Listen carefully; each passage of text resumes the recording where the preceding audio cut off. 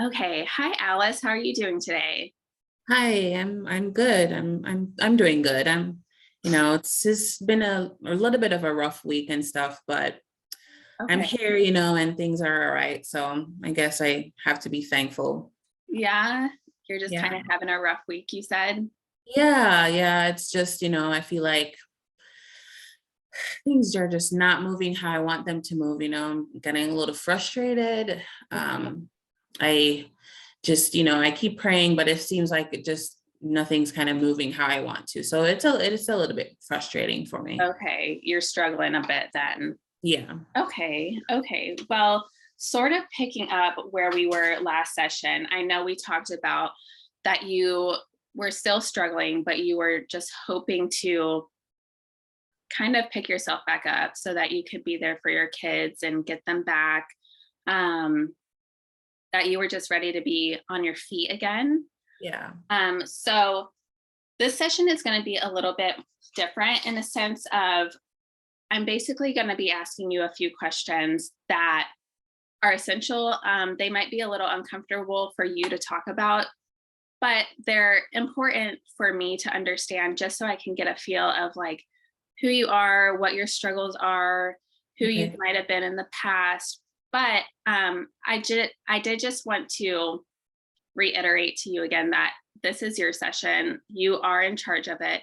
So if you're just feeling like, okay, these questions are way too much, I need to take a break, we can do that and we'll just pick it up at a later session. Okay. So I just wanted to disclose that to you before we began. Yeah. Thank you. Okay, so picking up where we left off, I had asked you what brought you into therapy today. Yeah. I'm like I said, I'm kind of going through some like legal issues. I'm just, struggling with dealing with that on top of trying to get sober again. Um, I do struggle with alcohol abuse. So I'm struggling with trying to get sober, also trying to, feel good about myself and also being able to manage getting my kids back. So there's just a whole lot that I'm going through, and it just feels like a lot for me to do by myself, and the people at Dove Harbor are great. And that's why they kind of recommended me for services, because I think they were kind of realizing that I was just really struggling. Yeah. So that's kind of why I'm here, just kind of trying to get everything together and be the best person I can be to my kids. Okay, I love that. Just in the sense that it sounds like you're ready, which I've told you in the past session, that's the biggest part of it is once you're ready, we can really get that growth in there and we can get you to feeling better and just getting you back on track, Okay. which is our goal here. So you mentioned the alcohol, and then I know you had also mentioned that you're in recovery. So that's great. Can you tell me, as far as coping with a lot of your stressors, has it always been alcohol or have there been other ways that you've tried to cope? Yeah. Yeah. So I think honestly, like the alcohol is probably like my biggest issue. I was using drugs a little bit because of the environment that I was in, just like with my ex-husband and stuff like that. But, I didn't like how it was like making me feel, like it would, like using all those drugs like would give me a high, but then I feel like once I was, off of the high or whatever, I just had a really bad low. Like I was feeling like really awful. And so I just thought that I didn't like that. I feel like with the alcohol, I can drink and I can get drunk and I might have a hangover, here and there. But I don't, it doesn't make me feel as bad as like what I would feel if were using the drugs. I think my alcohol, the biggest thing for my alcohol is that I wasn't, maybe caring for myself as much as I should. I always, no matter with like my alcohol use, I was always taking care of my kids. It's just like I wasn't focusing on myself and the things that I needed to do to be able to keep my home and everything. So I was still a very good mom to my kids with the alcohol, but like I feel like the drugs, like when I was using that, like I was just not the same person to my children. So yeah, I just kind of quit doing the drugs like a while ago. But I was kind of still using alcohol, I feel like as a coping thing, so yeah. Okay, that's fantastic. The honesty is perfect. So with the drug use, then, and you said that obviously you didn't like it. And it sounds like the alcohol is almost more of a more manageable way of you coping, Yeah. in a sense of like you felt like you could still take care of your kids and sort of be present. So with the drugs, just a quick question on that. Did you, well, I guess when was the last time that you did That drugs? I was doing drugs. I'd probably maybe say like I would have dabbled in it, like, I don't know, maybe a couple months ago, several months ago. Um, Okay. but not anything consistent, like sometimes if it was like a girlfriend that was doing it, I might partake in it. But in Okay. like consistent drug use, I haven't had for a little while. Okay. Okay. And then one last thing on that. Can you just mention to me what sort of drugs you were taking, even if it was a while back? Yeah, so I was kind of just mostly doing like Percocets, kind of give me that high when I feel like I needed to get going and stuff like that. That was kind of what I was mostly using. Okay. Okay. So that's great. You're doing a fantastic job. This is very helpful. I appreciate the honesty. So, what I'm going to do next is it's called the miracle question. And it's basically asking, if you woke up tomorrow morning, what would the perfect day look like to you if life was just fantastic? Yeah. Um, if life was fantastic and it was the perfect day, I'd wake up, in my own home with my kids, without having to worry about like my alcohol use. I'd have like a good job and a good, reliable transportation, uh, Okay. and have enough money to be able to take care of my kids. Okay. So, it sounds like you're just, the biggest thing for you is you just want to have a healthy home for your kids. Yeah. Okay, that's great. So now we're going to transition sort of into just a series of questions. And like I mentioned, it does seem like a lot, but we can always pause it. It's beneficial for me to understand you. Okay. So let me first go into your health history if you're Okay. comfortable. Yeah. Okay, so I totally spaced it on our last session, but I should have asked what your age was. Yeah. I'm 34. 34. Okay. And then have you had any major illnesses, hospitalizations, or surgeries? Yeah. So I obviously, for my alcoholism, at one point it got so bad. I don't know if I was dealing with like alcohol poisoning or something, or if like maybe it was a time that I was, taking perks at the same time as drinking, but I ended up in like in the Richmond State Hospital. And I was there for about 3 months for 3 that months. one. Yeah. And once I think before that, I'm not really sure. The dates just kind of get blurred in my mind a little bit, to be honest. But I did also have a partial hysterectomy. I have always struggled with endometriosis, so I was in the hospital for that for a while. Okay. Okay. Yeah. All right. I'm just writing this stuff down, taking a few notes here. Yeah. So, another question with your history of health is, are you on any current medications?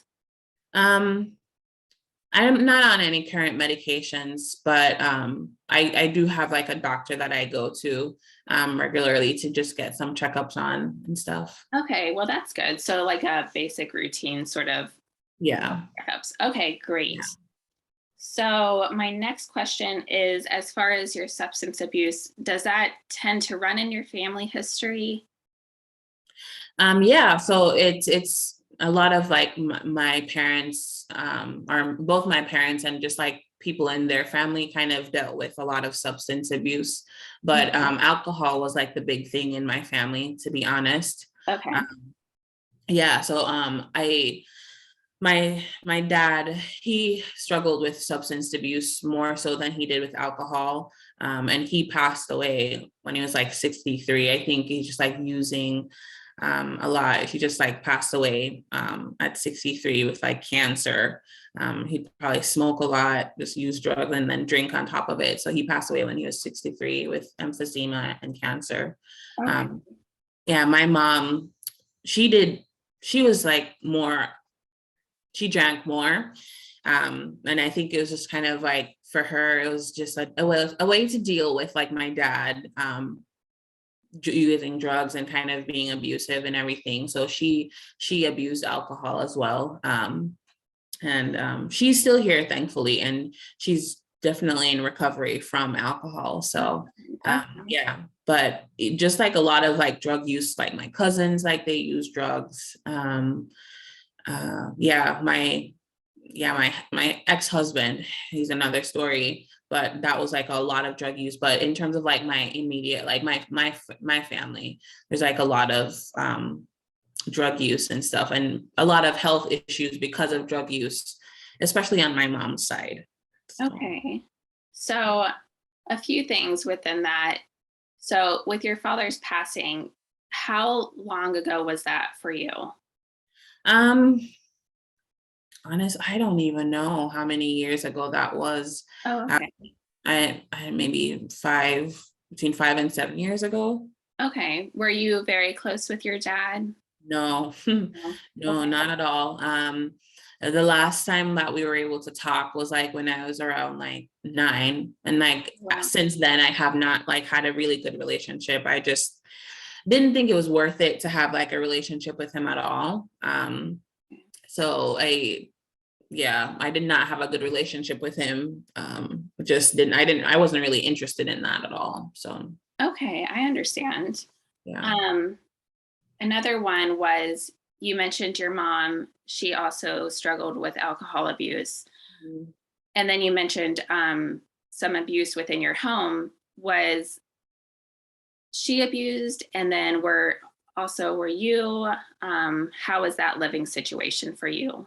Yeah, so yeah, my dad really abused my mom, and I don't think she was a lot of like physical abuse towards me. Like that was like more my dad, like he was angry and I was just always like afraid of him. But my mom, she was just more like verbal abuse. I think just from like a lot of the physical abuse that she was, receiving, and just like verbal and psychological abuse she was receiving from my dad, like she didn't really have a whole lot of friends and stuff like that. And, no healthy way to take it out. It's back in the day, like in the 70s and 80s, like I feel like she didn't really have very good coping strategies. So like, I feel like me and my siblings were always like the brunt of her frustration and just anger towards my dad. Okay, I understand. So you also mentioned siblings. I was going to ask how many siblings you had. I have two. Two Mhm. brothers, sisters. I have a brother and a sister. Okay. Are you close with them? I don't really keep in touch with them a whole lot. Like I love them and everything, but we don't keep in touch a whole lot. Sometimes when I go to visit my mom, because me and my mom, we have a better relationship now, thankfully. And when I go to see her, like they might be there and I might see them, but we don't really hang out or like, check in on each other or anything like that. Okay. Is that just because life is busy and everyone's kind of living their own lives? I think that's a part of it, but I feel like my sister is definitely more successful, and she doesn't really get me. I feel like she just doesn't really understand like the fact that our childhood was so hard, and like that kind of maybe impacted me more. So I feel like we don't really mesh together, I don't feel like, because she Okay. doesn't really understand my situation. And I just maybe feel a little bit embarrassed about asking her or explaining to her what's going on in my life. So yeah. Okay. I hear you. This is all very valuable information. So I just, once again, appreciate this honesty. I know Yeah. we're kind of digging deep and you just met me, but you're doing a great job. Thank you. So from that, then, the last question I have for you on your health history is, I know you mentioned that you're in recovery. So Mhm. if you wouldn't just mind telling me, when was your last alcoholic drink? Um, After I was hospitalized with, I don't know if it was alcohol poisoning or something, 3 months ago, I feel like I haven't really had anything. Like, I've been kind of tempted to use, or if I'm going out and sometimes, like my friends want to buy me like a drink or something, like I might drink like a half, but I feel like serious alcohol use hasn't been for 3 months, but I have had alcohol maybe like within the last like month or so. Okay. So on top of that, you mentioned that sometimes friends buy you drinks. Is there anything else that maybe tends to trigger you to want to drink? Yeah, I a lot of times, if I have to deal with my ex-husband, honestly, or like having to deal with like my one of my kids right now, it's just like very stressful with her, my teenager. When I have to like deal with that, like I feel like I could just use a drink, just to kind of like help myself to just kind of forget it. So those are, I feel like, the biggest triggers for me to drink. But thankfully, with me living at Dove Harbor, like I'm around like positive people. So when those stressful situations come on, I can go to my group, my recovery group, and just kind of talk about it. And, it kind of helps me not to drink. So Okay. Okay. I'm glad to hear that, you found something that's working for you. yeah. So we're done with the health history, so we can Right. breathe a little bit. I Okay. am going to ask a few questions about your education history. I know you mentioned you're 34, so high school and all that was a bit a ways, but Mhm. it still matters. What is your highest degree of education? Honestly, um, high school was hard for me, just like, so I didn't even finish high school like when I was supposed to. So, but I went back and I got my GED. So like that's the highest level of education I have. Okay. Yeah. Um, so you just mentioned that you had a hard time in school. Can you tell me a bit more about how you were in school?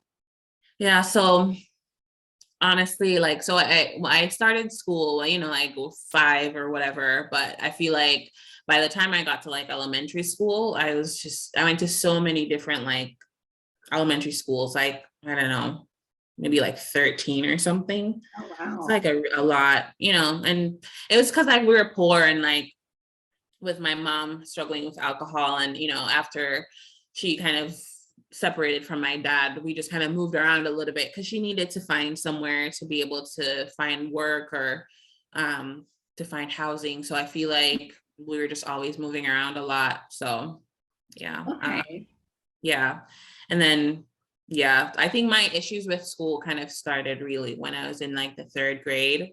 Um, I just like started skipping school because like she wasn't going to come check on me. So, she didn't know where I was. Like she wasn't like, she didn't come to like PTA meetings or anything. Like she didn't know what was going on at school. So I was just like, I can start skipping, and it was kind of back in that day where like CPS wasn't like a huge thing. So nobody was calling in to check in at home about where I was. And usually she'd probably, even if they did, she'd probably have an excuse about why I wasn't at school. They're not even knowing like why they were calling or anything. So I just started skipping school in the third grade. And I think honestly, like it was just, we were poor. So it was just really hard to be in that environment. I didn't really fit in a whole lot with like a lot of the other kids. So I'm just kind of like, what's the point of even like trying to stay in school or whatever. So Okay. So even from a very young age, you've been struggling with things that, most people aren't struggling with. yeah, So I definitely just applaud you for now being a mom and realizing like all of that was not okay. And that is not the type of person I want to be for my kids. mhm, That's just amazing to hear. So I'm proud of you. I really am. On top of that, so we mentioned your behavioral issues, which doesn't directly affect who you were as a person, but more of like what your social surroundings were, yeah, which sounds like they were not healthy and you kind of just always had an uphill battle. yeah. So let me take a look here. I do know this is a bit overwhelming, so Yeah. we're working through it. We're getting there. Okay. Um, so you've mentioned your children who you love, obviously, and you want them back in your own house. You've also mentioned an ex-husband, your parents. I'm curious as to anyone else who might be a significant other or of significance in general in your life, whether that be like a positive influence or even a negative one, just someone you feel like I should probably mention them. Well, I mean, my only close friend that I really had, to be honest, she died last year in a car accident. Everybody else is just kind of like, just like a friend, and not anybody that's like significant. Right now, my recovery group and like my self-help group through like Dove Harbor, like they're kind of my main support right now. And my mom, like we're trying to get our relationship back on track. I'm trying to like forgive her and everything. But other than that, no. So it's just a lot of crap going on with my husband, honestly. Like I feel like I have no time to even do anything else just because of everything that's going on with him. Okay, are you comfortable telling me a bit about what's going on with you and your ex-husband? Yeah. Um, like, man, I don't know. I feel like just the situation I was in, I was, like I said, I didn't go through school. So like I feel like um when I met him, like it's fine and everything, but like I was just kind of more out of desperation. And I feel like I was even with him, to be honest. Like he was able to kind of help provide for things. Like he was nice and everything, but man, well, like once I got married, like that's when like everything started to come out. Like it was just like so abusive. Like this dude would just like always be like trying to threaten me, just right, and any little thing, like would gaslight me and just like try to manipulate me for everything, and just always like trying to control me. That was like the biggest thing. So yeah, he abused me several times, and like if it wasn't like for my situation and me not having anywhere to go or anything, like I would have clocked him, but like I feel like that always made him even more angry and all that stuff. And then, when we finally had our 3 kids, just like, where do I even go? Like, like I'm like, am I gonna just like leave my kids behind? And Right. I left them behind with him and everything. And like I feel like that was kind of like my mistake, because like I was finally trying to get out from it, like I knew that like he was verbally abusive to like the children, but like he wasn't like harming them or anything. And so like I feel like that was kind of the reason why I kind of left them with him. But like now I'm trying to like get custody from him, because a couple like several months ago, maybe, like he like threatened to kill me and like kill himself, like, and especially once I served him the divorce papers, he basically came up and threatened to kill me, but then also like shot himself in the head. He didn't die, but he suffered like some really bad like mental issues or whatever you want to call it, because like I feel like it made him get worse. Like now he just doesn't like have the reasoning, like he's just wanting to keep the kids out of like out of spite to me, like he's just to control me and just kind of to manipulate me. He just kind of wants to like keep the kids just because of that. So, and it's just like it's just one thing after the other with him. Like I feel like sometimes like I'm like winning like the custody battle, but the other time it feels like I'm not getting anywhere, because he's just coming up with these claims about why I can't take care of them. And me being in the shelter is really not helpful for my case, because I don't really have a stable place for them. Like he's on disability and he has like low income housing or whatever, so he has a roof to put out over their head, whereas I don't. But doesn't mean that like he cares for them or anything. I feel like everything is just trying to control me, honestly. So Okay. that's what's Okay. going on with So my a crazy lot husband. of mental and physical abuse there. You said he never hit the kids, but he's verbally abusive with them. Yeah. Um, with him shooting himself, how long ago was that? I don't know. Whenever I served him like the divorce papers, and I don't know, a couple of years ago, year and a half, I guess. Okay. Okay. Um, the good news is with that, with you trying to get custody of your kids again, people can see your change and they can see that you are trying and you're trying to grow. And they can also see, your ex-husband and his state of mind and where he is right now. Um, so you growing and, doing all these things that you probably view as overwhelming, they're helping you in a sense of they're helping you mentally, and they're also going to help you in the long run as far as, getting your kids back. And so you're doing the right thing is what Thanks. I'm trying to say. um, so let's see.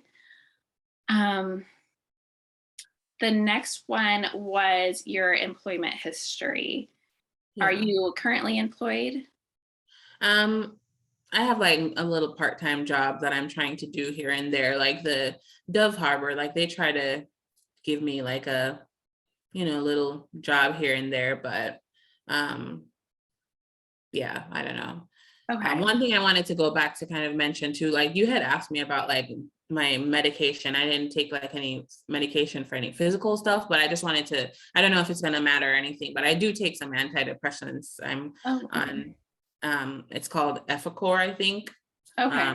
It's like I take it like twice a day. So, but because yeah, and I kind of just wanted to go back to that because it brought something up in my mind, sometimes it's just like really hard for me to like keep like work straight and stuff.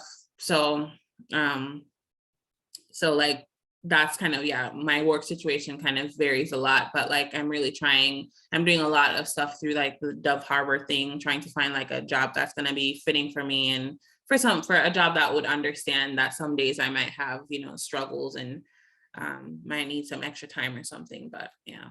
Okay. Okay. Yeah, I'm glad you told me that because um, that's something that I do need to know. You just mentioned that when you're on that medication, it makes you feel like it's hard to focus, or is that just you aside from the medication? No, that's just aside from the medication. I feel like it's just whenever I get like depressed about like my situation and stuff, like it's just hard to like, like do stuff. Like I feel like that's like probably why I'm on the medication, but like I don't know, like there's just a little bit of effects. Like I feel like it's not like fully getting rid of my like depression. I feel like it's helping, but like sometimes it's just so hard. Like I'm just overwhelmed with everything, and that's, yeah.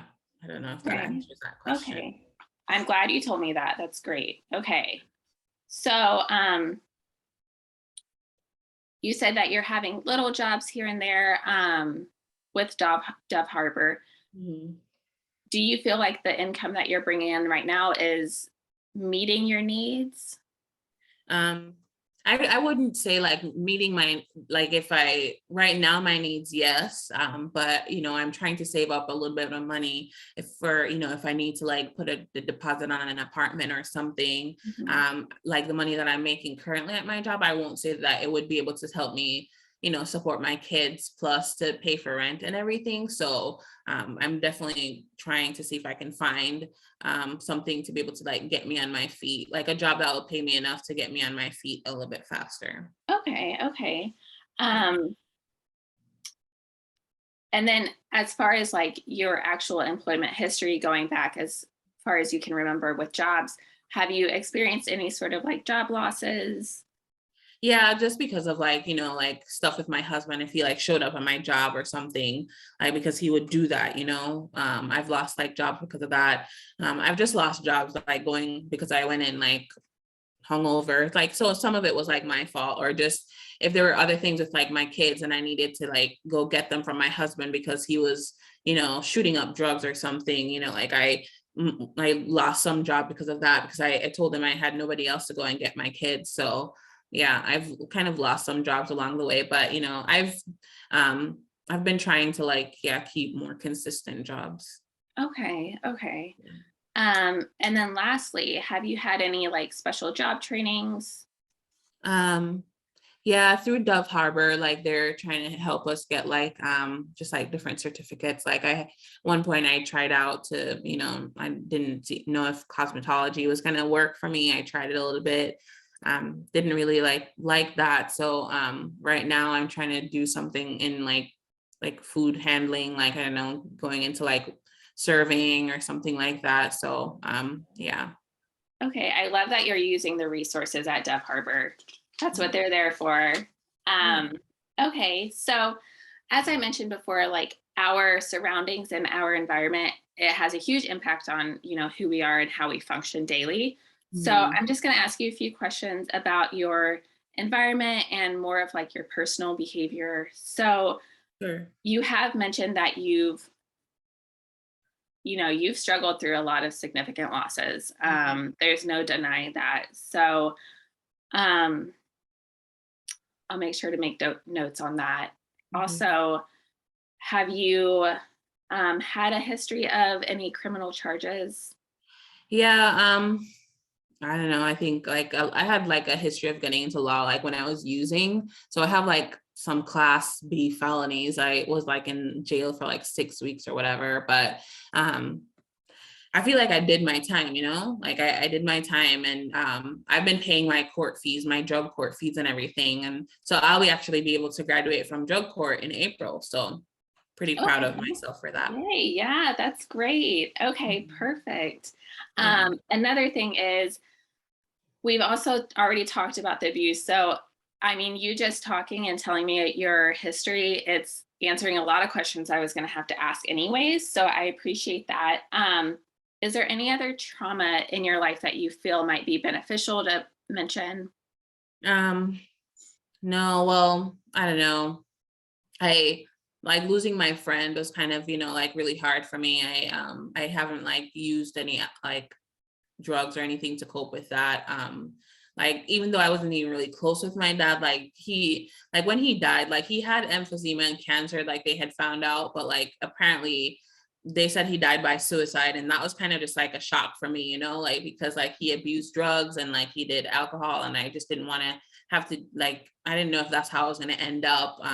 But that's I kind of when I found out about that, like that he might have died by suicide, they don't really know for sure because it was somewhere in Vegas and people don't really I don't know, like this guy was like just really like difficult to understand, so they didn't know if it was like drugs or if like the drugs caused him to kill himself or whatever. But that was just like a big wake up call for me. And so like this year, like after like the loss of like my friend and hearing about like my dad passing or whatever, like I just thought like this was the year that I needed to become sober, and Yeah.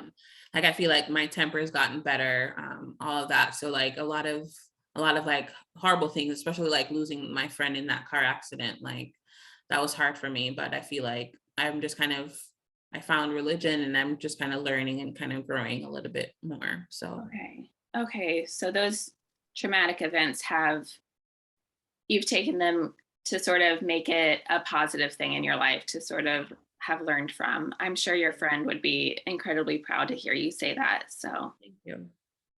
um, well then, you also just mentioned that you found religion. Mhm. So, can you tell me a bit more about that? Yeah, like I feel like I've always grown up in church, but never really like took it seriously.